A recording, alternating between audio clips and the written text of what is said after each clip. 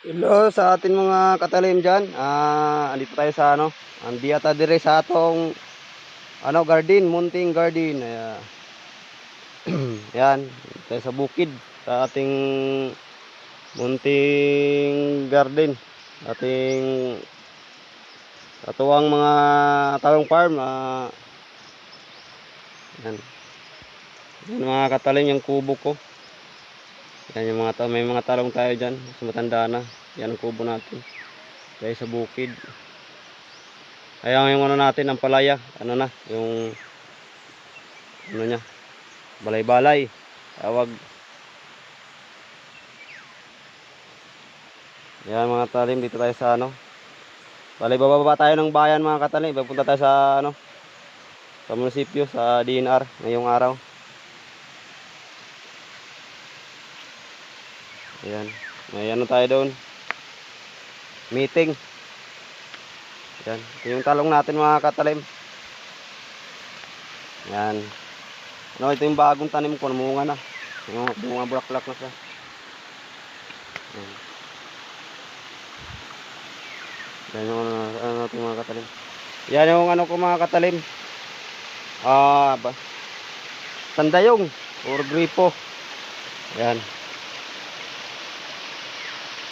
Yan. Nata dili sa tabing ilog. Yan. Yan, sa bukid tayo mga katalim. Sa sinsya na kung Tagalog kasi yung namin sa sa YouTube hindi kasi nakakaintindi ng salita kung natin Bisaya kasi nag-request sila nga Tagalogin na daw para lahat daw makaintindi kasi ina-upload din namin to sa aming YouTube channel mga katalim. Maraming salamat sa aming 9,000 subscribers sa aming YouTube channel na patuloy sumusuporta sa aming YouTube channel at maraming salamat din sa aming mga followers sa FB saka sa Facebook. Maraming salamat sa inyong suporta. Dito tayo sa ating garden mga katalim. Ayan, dito tayo sa natin. Yan. Sa natin, gripo. Galing sa para malapit na ang igiban ko. Yan ang kubo natin. Diyan tayo natutulog. Dito tayo sa sa bukid araw-araw. Nagmanage tayo sa ating mga tanim na mga talong. Ayan. Hindi lang si katalim nagkukupra kundi magaling din si katalim tanim ng talong. Ayan. Talong, mga fruit. Marami akong tanim dito na mga ampalaya, talong at saka yung atsal. Marami tayong talim. Siguro mga December, marami tayong mga ma-harvest na mga atsal, saka talong.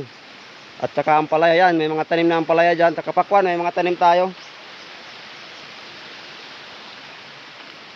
Lingas-lingas tayo mga katalim kasi para mabugaw yung mga yung insekto. Yan yung natin apoy, lilingas-lingas tayo. Ayan yung natin. Ayan. Ito yung palaya natin. Mga tanim tayong rambutan. Buhay na. Mga guro, mga 4 na taon ba o marami puro na itong mga rambutan dito. Lahat tanim ko. Hanggang doon. Ayan. Yan, di pa natin nalinisan dyan kasi nga di pa natin nalinisan. Kasi tanim natin dyan, pakwan din. Yung kalabasa. Yan ang kubo natin. Ayan sa taas niya, yan solar. May ilaw din tayo. Maliwanag tayo paggabi. May mga aso din tayong maliliit. Ayan. Alaga natin yan. Yan talong natin mga katalim. Ayan yung rambutan natin dyan. Ayan yung natin. May mga talong tayong pahabol din tanim. Kasi matanda na yung natin yung talong natin. Mga ilang buwan na to. Ayan yung palay natin. Ayan bukid mga katalim. Sagit na tayo ng bukid. Wala tayong mga kapitbahay dito. Kundi tayo lang mag-isa. Sagit na tayo ng bukid. Ayan yung natin mga katalim. Lingas-lingas tayo. Palingas tayo.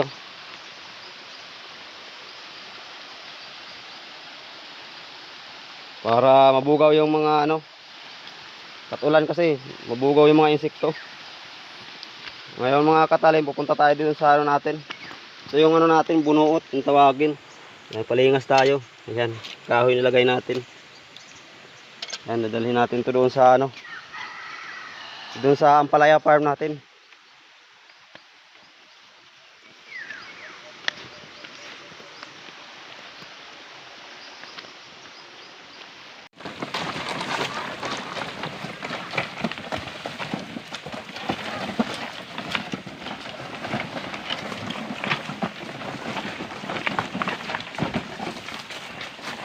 Sangit. Oh, sino? Tara na.